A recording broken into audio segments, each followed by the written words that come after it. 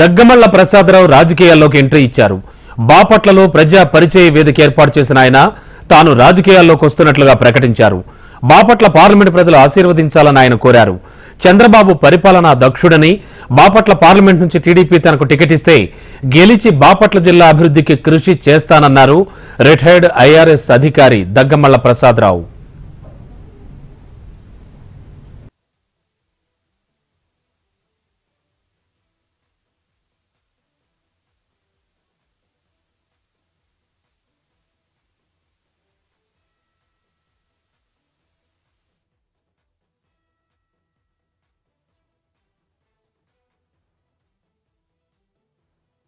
So ఈ సభ ఏర్పాటు చేసిన సహకారానికి వచ్చిన ప్రతి ఒక్కరికి పేరు పేరున ధన్యవాదాలు చేస్తున్నాను.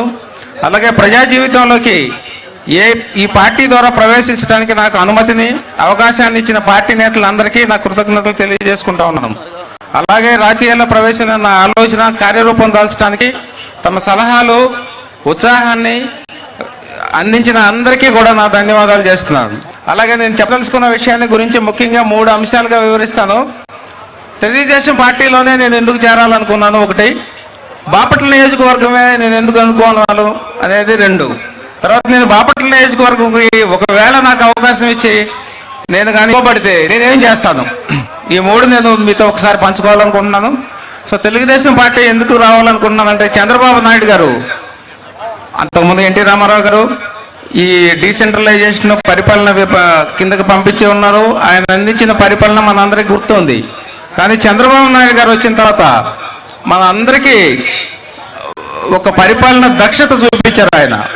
మనం గమనిస్తే ఈ 2 ఉమ్మడి రాష్ట్రాల్లో ఉన్న ఏ అభివృద్ధి అయినా చంద్రబాబు నాయుడు గారు మొదలెట్టిందే, తర్వాత అందరూ దాన్ని చేసుకుంటా వచ్చారు.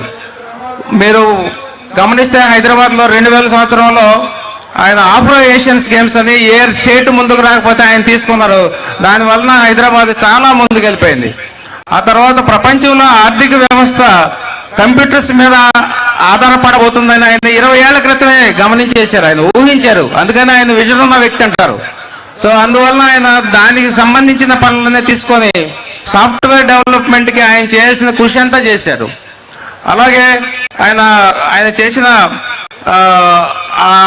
డెవలప్మెంటే ఇప్పటికీ మనకు కనపడతా ఉంది. తర్వాత వాళ్ళందరూ కూడా క్యారీ చేశారు. తర్వాత ఆయన అంత దార్శనికత, పరిపాలనా దక్షత ఉన్న నాయకుడు ఈ రోజు మన అందరికీ కావాలి.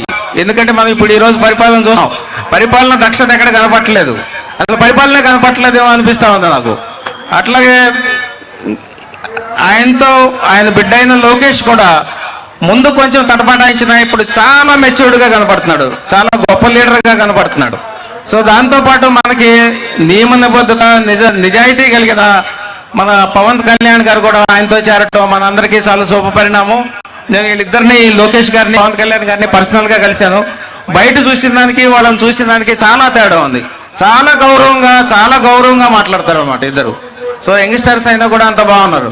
సో ఈ రాష్ట్రానికి ఈ పరిస్థితుల్లో పరిపాలన కావాల్సి ఉంటుందని దాంతో ఈ తెలుగుదేశం పార్టీలో చేరటం జరుగుతుంది.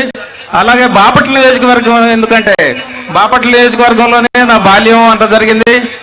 చింతగుంపల గ్రామం పర్చూరు నియోజకవర్గం వస్తుంది.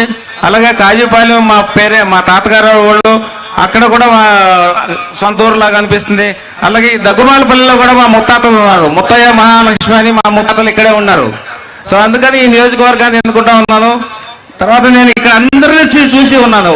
మా దళితుల ప్రాబ్లమ్స్ తెలుసు, రైతుల ప్రాబ్లమ్స్ తెలుసు, తర్వాత పారిశ్రామిక ప్రాబ్లమ్స్ కూడా నాకు తెలుసు. కాబట్టి ఈ ప్రాబ్లమ్స్ అన్నింటినీ అడ్రస్ చేయడానికి నేను ఒక సొల్యూషన్ కనిపెట్టేసామన్న ఆశతో నేను దీనిలోకి వచ్చాను. అదర్వైజ్ నేను చాలా బాగా బిజినెస్ వ్యాపారం చేసే వాళ్ళలో చాలా ముందున్నాను. ఇప్పుడు ఈ వ్యాపారం వదులుకొని రావాల్సిన పరిస్థితి కాదు. కానీ ఈ సమస్యలు నేను ఏమైనా సాల్వ్ చేయగలనా అని నేను ఒక ఆలోచనతో వస్తున్నాను. సో అన్ని సమస్యలు నాకు తెలుసు.